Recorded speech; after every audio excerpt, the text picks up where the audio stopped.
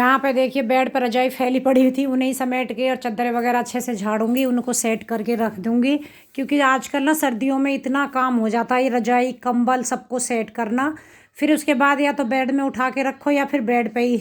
आजकल तो ठंड भी बहुत ज़्यादा हो रही है, तो इनके बिना बैठा भी नहीं जाता। काम ख़त्म हुआ तो बस वही है, चलो रजाई में बैठो, कंबल में बैठो, तो बस यही सारा समेट के। बस सुबह का तो सबसे ज़्यादा यही काम रहता है कि रजाई बिस्तर को अपना सेट करना है। गर्मियों में उतना काम नहीं रहता, पतली चादरें वगैरह रहती हैं ये सब। तो यहाँ देखिए मैंने मशीन लगाई थी जो बारिश में हो रही थी, उसके बाद मैंने ये सारे कपड़े यहाँ रस्सी बांध के डाल दिए थे। तो बस वही चेक कर रही थी कि सूख गए हैं तो उनको तय लगा के रख दूँगी। लेकिन सारे ही सूख गए थे क्योंकि पूरा दिन पड़े रहे और रात को भी ये पूरे रात पड़े रहे थे, क्योंकि आज मेरा ये वीडियो नेक्स्ट डे का है मतलब। तो यहाँ पे बस इनको सबको तय लगा के, और आज हल्का सा मौसम ठीक भी है, तो जो हल्का लग रहा होगा सीला सा उनको बाहर डाल दूँगी, वैसे ज़्यादा ही सब सूखे हुए हैं।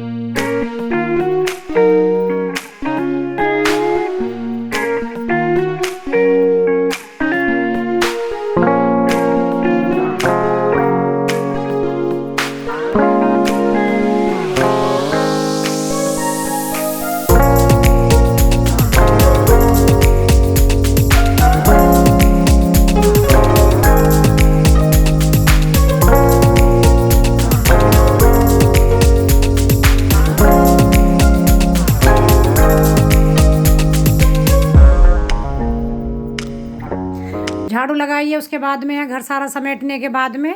और देखिए मैंने आपको वीडियो में आगे बताया भी है मेरा ऑपरेशन वगैरह क्यों हो रहा है, क्या बात है, क्या मुझे प्रॉब्लम है। तो आप प्लीज़ वीडियो को लास्ट तक देखिएगा। और मेरी रिक्वेस्ट है जो न्यू है चैनल पर तो प्लीज़ सब्सक्राइब कर लेना चैनल को, बेल आइकन को प्रेस भी करें, जिससे कि मेरी वीडियो की नोटिफिकेशन आप लोगों को टाइम पर मिलती रहे। और ऐसी अच्छी अच्छी वीडियो देखने के लिए देखिए सब्सक्राइब तो करना पड़ेगा आपको चैनल, और प्लीज़ लाइक भी कर दिया करिए वीडियो को। लाइक करने का कोई भी पैसा नहीं लगता आप लोगों का, जो लाइक करना भूल जाते हैं। तो यहाँ बस फटाफट झाड़ू लगा लूँगी, उसके बाद डस्टिंग वगैरह सारा काम वही करना है। और काम करने से थोड़ा सा रहता है, ठंड हट जाती है सच्ची में। काम करने लग जाओ तो एकदम अच्छा लगेगा, ठंड नहीं लगेगी। अगर नहीं काम कर रहे हैं तो फिर इतनी ठंड लगेगी बहुत ज़्यादा। हेलो एवरीवन, राधे राधे, कैसे हो आप सब? आई होप कि आप सब अच्छे ही होंगे और स्वस्थ होंगे। आप सभी का स्वागत है आपके चैनल कुसुम फैमिली ब्लॉग में। तो यहाँ देखिए मैंने झाड़ू वगैरह लगा दी, घर पूरा सेट कर दिया है। किचन में मेरी सब्जी बन गई है, मेरी नहीं मतलब आलू गाजर की आलू गाजर मटर टमाटर की सब्जी बना दी है, दूध गर्म कर दिया। लेकिन अभी बर्तन चाय के और जो सब्जी वगैरह बनाई है ना उसके सिंक में है। डस्टिंग करूँगी, पोछा लगाऊंगी, ये काम रह गया है अभी मेरा। तो चलिए आज थोड़ी देर बातें कर लेती हूँ, क्योंकि 2-3 दिन हो गए वीडियो में। एक दो चीज़ें हैं जिनको मैं आप लोगों को नहीं बता पाई हूँ, उसके लिए सॉरी, लेट हो गया है बताने में। एक्चुअली क्या रहता है ना, वीडियो जब शुरू करते हैं तो सोचते हैं इस टॉपिक पे ये वाला लेके चलेंगे, लेकिन वहाँ चेंज कुछ और ही कहते ना। जब ट्रेन निकलती घर से कहीं जाने के लिए, लेकिन बीच में पटरी ना चेंज हो जाती है तो वही वाला हाल मेरे साथ में हो गया। लेकिन फिर भी बहुत सारे कमेंट थे कि भाई दीदी किस चीज़ का ऑपरेशन हो रहा है, क्यों करा रही हो, वो सब डिटेल में। तो चलिए पहले मैंने आपको कई बार जैसे बताया है ना कि अभी मुझे नहीं कुछ समझ में आ रहा है। लेकिन हाँ, मेरा ऑपरेशन जो होगा ये मुझे पता है कि मेरा ऑपरेशन होगा रसौली का, जो यूट्रस में रसौली है उसका। तो बहुत टाइम से है, 6 साल हो गए मुझे। बाकी लोग पूछ रहे थे जैसे और भी रिलेटिव भी मेरे, कि कोई दिक्कत, मुझे ऐसी कोई दिक्कत परेशानी नहीं हो रही है। टेस्ट कराती रही हूँ, लेकिन अब की बार मैंने ना 2 साल में अल्ट्रासाउंड कराया अपना। जो मेरी पहली मतलब आ रही है, जो फरवरी में कराया था 2 साल पहले, कोरोना के आने से पहले। मार्च में कोरोना आया, जो फर्स्ट लहर आई थी, उससे पहले फरवरी में कराया था। तब मेरी आई थी 53 और 54 की। इस बार आई है मेरी 63 और 64 की, यानी कि 2 रसौली हैं, दोनों ही 10-10 बढ़ गई हैं। तो डॉक्टर ने यही बोला है कि अभी वैसे तो आपको दिक्कत नहीं है, लेकिन अब आने वाले समय में क्योंकि ये बढ़ रही हैं तो आपको दिक्कतें होंगी मतलब। और अब इन्हें निकलवा देना अच्छा है, बेहतर है आपको। तो इसकी वजह से उन्होंने ऑपरेशन लिखा है मेरा, और टेस्ट भी लिखे हैं। उससे पहले मुझे उन्होंने 10 दिन की, 1 हफ्ते मतलब 10 दिन की दवा दी है कि उनको खाना है, फिर टेस्ट कराने हैं। कुछ टेस्ट हो गए, कुछ अभी बाकी रह गए हैं। जो नहीं हुए हैं वो दवा खाने के बाद में ही होंगे वो वाले टेस्ट। उसके आधार पे फिर मतलब उनको है कि मतलब हम, आप लोगों को पता ही है, अगर हमारे बॉडी में कहीं पे कोई भी गांठ या कुछ भी है तो उसका सैंपल लेके टेस्ट के लिए भेजा जाता है। तो उन्होंने भी वही है कि मतलब 1 हफ्ते के बाद में फिर मेरा सैंपल लेकर के उसका वो भेजेंगे। उसके बाद में हफ्ते भर बाद रिपोर्ट आएगी, तब वो डिसाइड करेंगे फिर मेरा ऑपरेशन। उस रिपोर्ट पे आधार पे तय होगा मेरा ऑपरेशन कब होना है, क्या है वो रिपोर्ट जो आएगी। वो उसका मुझे भी बड़ा टेंशन है। कभी कभी मैं बड़ी गोरी आ जाती हूँ, कभी कभी काली दिखती हूँ, पता नहीं कैमरा कहाँ हमसे भी मजाक करता रहता है। तो ये मेरे ऑपरेशन की प्रक्रिया है, लेकिन दवा मेरी चल रही है। पापा जी आए हैं तो उनकी आँख मैंने दिखा दी है, मतलब डॉक्टर ने उनके मोतियाबिंद बताया था तो ऑपरेशन के लिए बोल दिया है। अब उनकी भी दवा डालने के लिए मतलब 4-4 बार दिन में दवा दे दी है। और उसके बाद में 1-2 दिन समझ में ही नहीं आ रहा है, 1-2 दिन करके उन्होंने, आज मैं कॉल करूँगी उनके पास में, फ़ोन करूँगी हॉस्पिटल में मतलब। क्योंकि उस दिन ना मैंने भी नहीं ध्यान दिया, सच्ची में कहते हैं ना, जब हमारा दिमाग ना 4 जगह डिवाइड रहता है तो बहुत सारी चीज़ें दिमाग से निकल जाती हैं। सोचते रहते हैं डॉक्टर से ये पूछेंगे, लेकिन डॉक्टर केबिन में जाके कुछ चीज़ें रह जाती हैं। क्योंकि वो लोग ना इतना जल्दी जल्दी ये करो वो करो, उस चक्कर में यही भूल गई। उन्होंने बोला कि ठीक है 1-2 दिन में जब ऑपरेशन करेंगे, लेकिन डेट टाइम पहले बोल दिया सैटरडे, फिर 9 तारीख, सैटरडे की तो 8 तारीख ही पड़ रही है, 9 तारीख संडे की पड़ रही है, फिर उन्होंने 7 तारीख के, हम अब वही मैं कॉल करके उनको पक्का ये पूछूंगी कि कौन सा दिन समझ में नहीं आ रहा, या फिर मुझे आज जाना हो सकता है पड़ेगा। लेकिन बारिश हो रही है रुक रुक करके, तेज़ तो नहीं हो रही लेकिन हल्की हल्की हो जा रही है। मौसम भी एकदम से ख़राब हो गया, वैसे लग रहा था 2-3 दिन से बहुत गर्मी हो रही थी। तो देखिए ये मैंने अपने ऑपरेशन की अपडेट जो थी मैंने दे दी। मैं नहीं चाहती हूँ कि आप लोग भी रोज़ रोज़ सोचेंगे कि दीदी बता के नहीं दे रही है, ऐसा नहीं है। एक्चुअली बताने में ना क्या हो जाता है, कई बार कहीं कुछ सेट हो गया, कहीं कुछ सेट हो गया, उस चक्कर में रह जा रही थी मैं। वैसे मैंने काफ़ी टाइम से पहले मतलब रिपोर्ट वगैरह, जैसे 2 साल हो गए मुझे यूट्यूब पे, काफ़ी लोगों को पता ही है, खैर बहुत कम लोगों को है कि जिनको नहीं पता, ज़्यादातर लोगों को है, पता है कि मतलब इस चीज़ का ऑपरेशन होगा। कुछ ही सवाल थे। और एक मेरी सब्सक्राइबर वो पूछ रही थी आपके दीदी गले में शायद दिक्कत है, तो मेरे गले में ऐसी दिक्कत नहीं है, दिक्कत लेकिन वो वाली नहीं। गले का ऑपरेशन मेरा हो चुका है, मतलब 7-8 साल हो गए मेरे ऑपरेशन को, तो गले का तब हो गया था। उसके बाद मुझे ऐसी कोई दिक्कत नहीं है। हाँ लेकिन ध्यान रखना पड़ता है, जैसे कोई खट्टी चीज़ वगैरह नहीं खाती हूँ मैं। जैसे अभी संतरे चल रहे हैं, कभी मन हुआ तो 1-2 कोई मतलब फाँक जो होती है वो खाऊंगी। नींबू पानी वगैरह ऐसी कोई भी, डॉक्टर ने बोला है खट्टी चीज़ जो आपके गले को चीरती जाएगी वो नहीं आपको खानी है। बाकी जैसे कोल्ड ड्रिंक वगैरह गर्मियों में वो भी नहीं लेनी है, बहुत ऐसी लेनी है कि नॉर्मल अगर कभी ज़्यादा मन हुआ तो। नहीं तो मैं ज़्यादातर अवॉइड करती हूँ, थायराइड की वजह से तो और भी नॉर्मली बहुत सारी चीज़ मैं छोड़ देती हूँ। जैसे सोयाबीन का कोई भी प्रोडक्ट नहीं खाती हूँ, तो गले में दिक्कत नहीं है, पेट में दिक्कत है।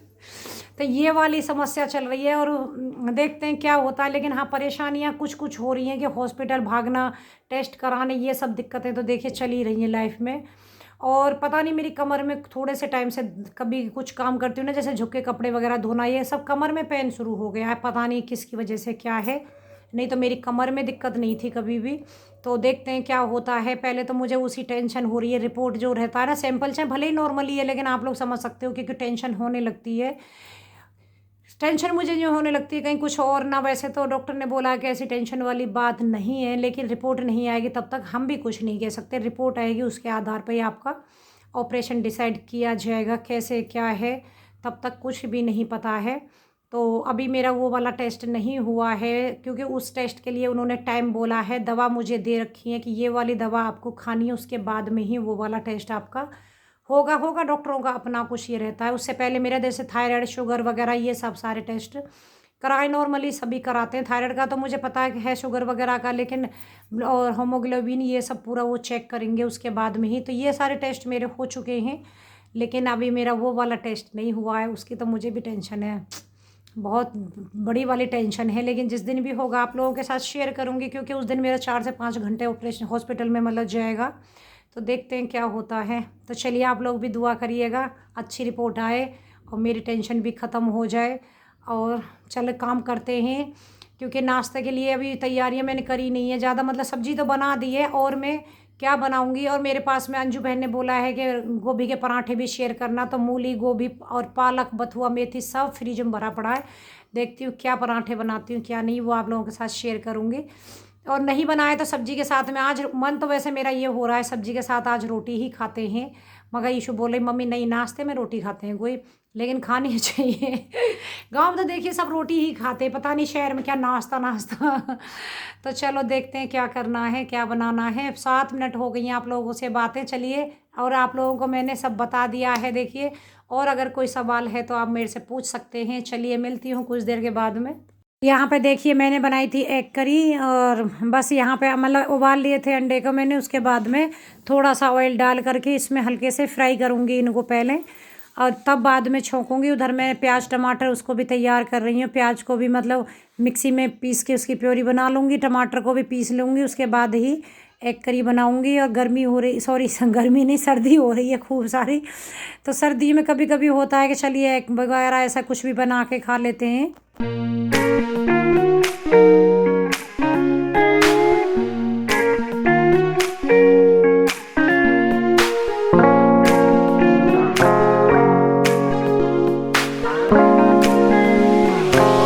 बस यहाँ पे फ्राई हो गए, उसके बाद बाहर निकाल लूँगी और इसमें डाल दूँगी थोड़ा सा जीरा, क्योंकि तेल उतना ही काफ़ी था, थोड़ी सी ही बनानी है। जीरा डालने के बाद में इसमें जो टमाटर, सॉरी पहले हींग डाल के प्याज का जो पेस्ट बनाया है उसको डालूँगी। भूनने के बाद टमाटर डाल के नॉर्मली जो सब्ज़ी बनाते हैं उसी के हिसाब से ही बनाऊँगी। बहुत ज़्यादा ऐसा नहीं है कि ज़्यादा कुछ ताम झाम ऐसा करके बनाऊँगी। और आप में से कौन खाता है, कौन एग करी नहीं खाता है, कोई अंडे मतलब सॉरी कौन एग करी खाता है वो मुझे बताना, और कौन नहीं खाता है वो भी मुझे बताना।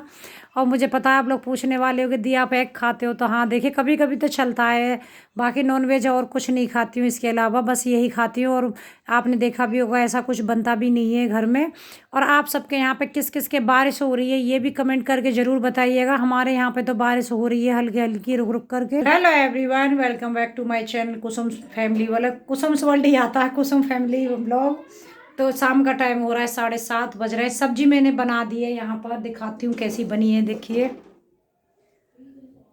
ये देखो, बैक कैमरे से दिखाती हूँ, अच्छे से दिखेगी नहीं ना ऐसे।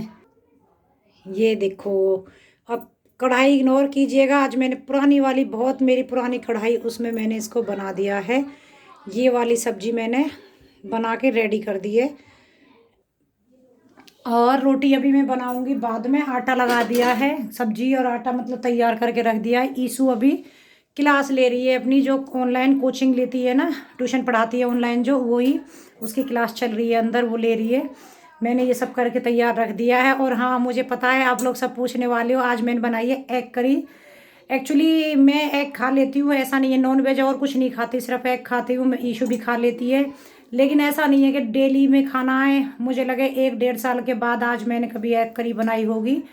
और कभी मैंने वीडियो में भी शेयर नहीं की, लेकिन जब बनाती हूँ तो जैसे आज बनाई है तो इतनी कर देती हूँ। मुझे पता है सब लोग पूछेंगे कि आप दीदी एग, क्योंकि एक बार मैंने ना, मुझे लगे पिछले सर्दियों की ही शायद बात है, तो एक दिन आमलेट बनाया था तो सबने पूछा आप एग खा लेते हो।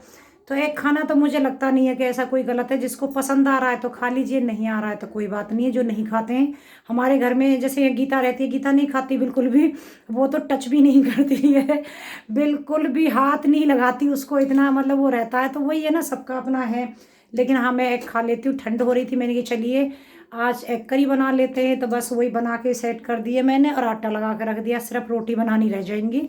जब ईशु बोलेगी रोटी तब बनाऊंगी। वैसे तो उसने जल्दी के लिए बोला मम्मी भूख लग रही है, क्योंकि सुबह कॉलेज गई थी, नाश्ता करके दोपहर उसने खाई नहीं, क्योंकि 4 बजे वो आई थी। 4 बजे आके चेंज वेंज किया, थोड़ी देर बैठी शांति से, 4:30 बजे जिम चली गई। उसके बाद 5:30 आ करके फिर वही हुआ कि 5 मिनट रेस्ट करके फिर उसकी क्लास लेना उसने शुरू कर दिया। तो उसको टाइम ही नहीं मिल पाया कुछ भी खाने का। तो मैंने कहा चलिए गरम गरम फुल के तभी बनाऊंगी साथ में ही जब खाएगी। तो बस उसकी क्लास मुझे लगे 8 बजे के आसपास शुरू ख़त्म हो जाएगी, तब रोटी सेकेंगे। तो चलिए मिलते हैं बाद में।